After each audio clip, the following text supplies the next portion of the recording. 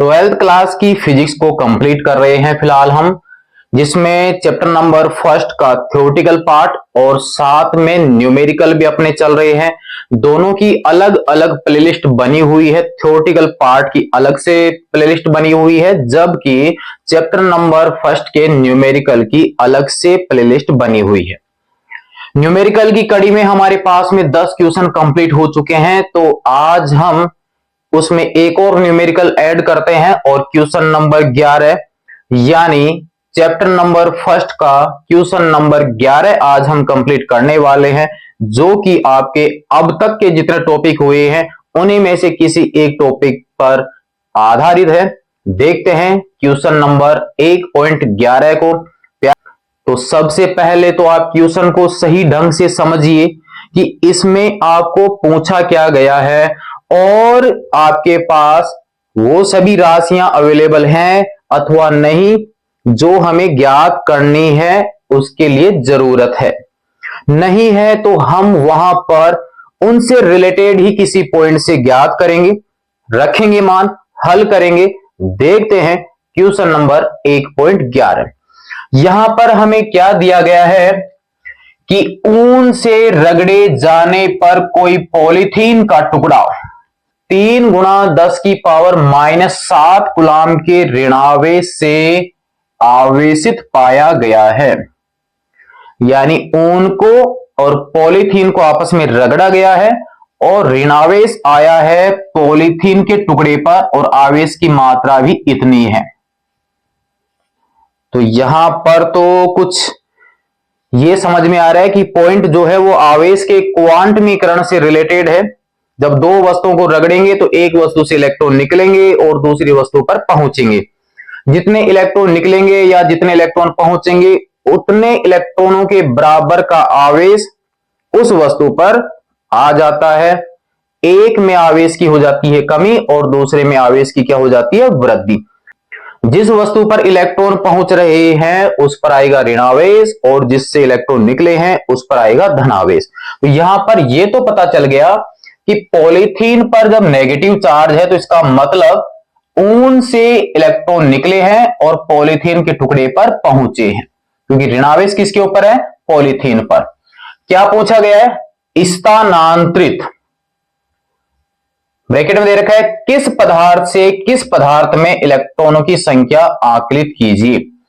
यानी यहां पर पहला क्वेश्चन यही पूछा गया है कि ऊन को और पॉलीथीन को जब रगड़ा गया है तो आपको यह बताना है कि किस पदार्थ से किस पदार्थ में इलेक्ट्रॉनों का स्थानांतरण हुआ है और कितने इलेक्ट्रॉनों का स्थानांतरण हुआ है। तो यहां पर यह तो क्लियर हो ही चुका है कि पॉलीथीन पर नेगेटिव चार्ज है, इसका मतलब ऊन से इलेक्ट्रॉन निकले हैं और पॉलीथीन पर पहुंचे हैं।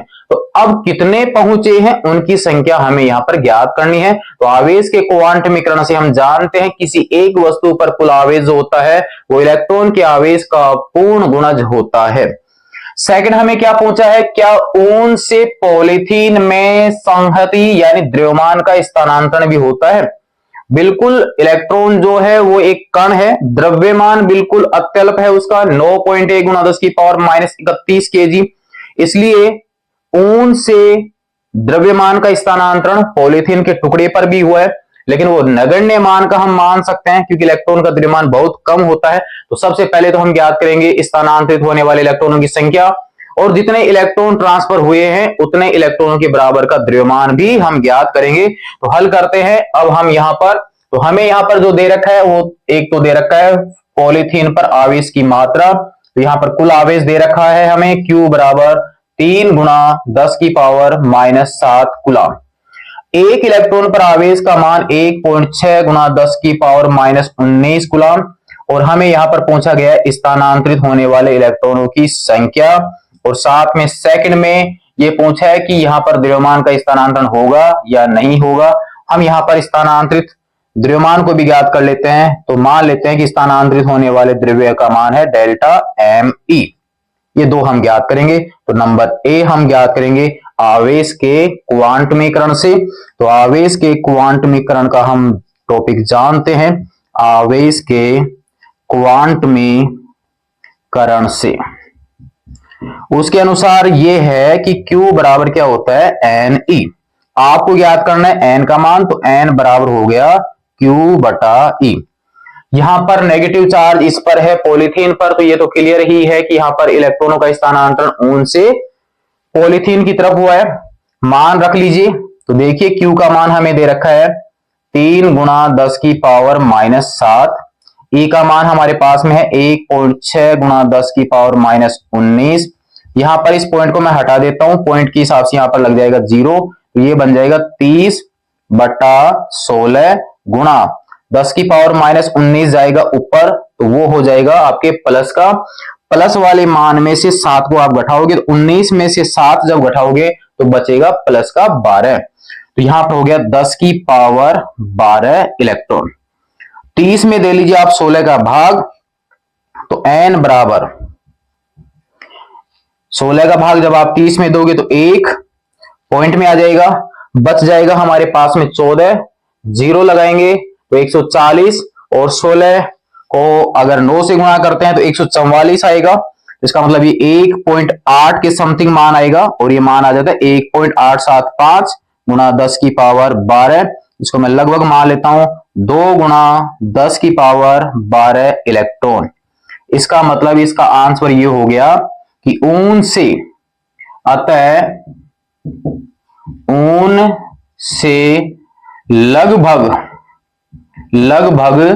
2 गुणा 10 की पावर 12 इलेक्ट्रॉन प्लास्टिक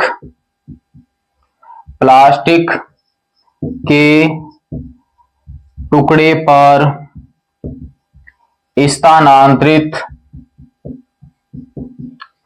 होते हैं। ये हमारे पास में पहले का आंसर कंप्लीट हो जाता है। यदि किसी को कोई समस्या हो तो आप यहां पर कमेंट्स में बता सकते हैं। ज्यादा हार्ड नहीं था, आवेश के क्वांटमीकरण पर आधारित था, Q बराबर NE से। अब हम यहां पर द्रव्यमान का भी देख लेते हैं, क्योंकि अगर एक इलेक्ट्रॉन का ही स्थानांतरण हो रहा है तो 9.1 गुणा 10 की पावर -31 kg का द्रव्यमान पॉलीथीन पर पहुंच चुका है। इलेक्ट्रॉन कितनों का स्थानांतरण हो रहा है? 2 गुणा 10 की पावर 12 का। तो यहां पर आपके पास कितने द्रव्यमान का स्थानांतरण हुआ? तो हम यहां पर ज्ञात कर लेते हैं ऑप्शन बी को। यहां पर मैं लिख देता हूं, ऊन से प्लास्टिक पर स्थानांतरित संहति यानी द्रव्यमान। कितने द्रव्यमान का स्थानांतरण होगा? तो इसको मैं दर्शा देता हूं डेल्टा ME से, कुल इलेक्ट्रॉनों की संख्या और एक इलेक्ट्रॉन का द्रव्यमान।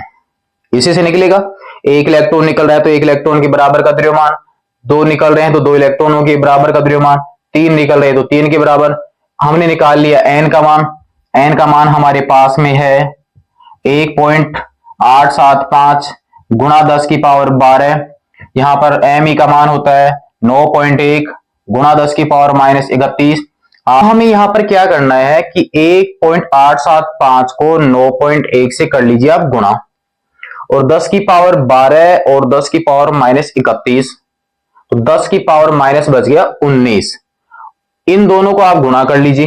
गुणा करने पर आपके पास में 9 यहां पर दे रखा है, 1 यहां पर दे रखा है। इसका मतलब आपके पास पावर्स की भी आप हल करोगे तो ये जो आंसर है ना वो लगभग 2 गुणा 10 की पावर -18 kg प्राप्त हो जाता है। यानी जब किसी वस्तु पर इतना आवेश पहुंचा है एक वस्तु से दूसरी वस्तु पर, तो उस समय इतने द्रव्यमान का भी क्या होगा? स्थानांतरण। 2 के अंदर यानी लगभग 2, वैसे तो ये 1.7 के समथिंग इसका आंसर आएगा। 1.7 गुणा 10 की पावर -18, तो नजदीक अपन मान लेते इसको 2 के, तो 2 में अगर हम 10 की पावर 18 का भाग देते हैं तो बहुत कम मात्रा का ये द्रव्यमान होगा। तो इतने अत्यल्प मान का द्रव्यमान का क्या होता है? स्थानांतरण। तो क्वेश्चन में हमें पूछा गया था कि क्या ऊन से पॉलीथीन में द्रव्यमान का स्थानांतरण भी होता है? बिल्कुल द्रव्यमान का स्थानांतरण होता है, और नगण्य द्रव्यमान का स्थानांतरण होगा, क्योंकि इलेक्ट्रॉन का द्रव्यमान बहुत कम होता है, लेकिन होता जरूर है क्योंकि इलेक्ट्रॉन एक द्रव्य कण है। क्वेश्चन नंबर 11 जो है वो आपका कंप्लीट हो चुका है। कोई प्रॉब्लम अगर आपको आ रही हो तो कमेंट्स में आप जरूर से बताइए। नोट कर लीजिए क्वेश्चन नंबर 11 को, चैप्टर नंबर फर्स्ट। यदि कंप्लीट आपका हो रहा है, अन्य दोस्तों को आप जरूर से शेयर कीजिए। नेक्स्ट में देखेंगे हम इससे आगे का भाग और थ्योरेटिकल में कंप्लीट करेंगे वैद्युत क्षेत्र रेखाएं। बने रहिए और अन्य दोस्तों को जरूर से सेंड कीजिए। नेक्स्ट के लिए धन्यवाद।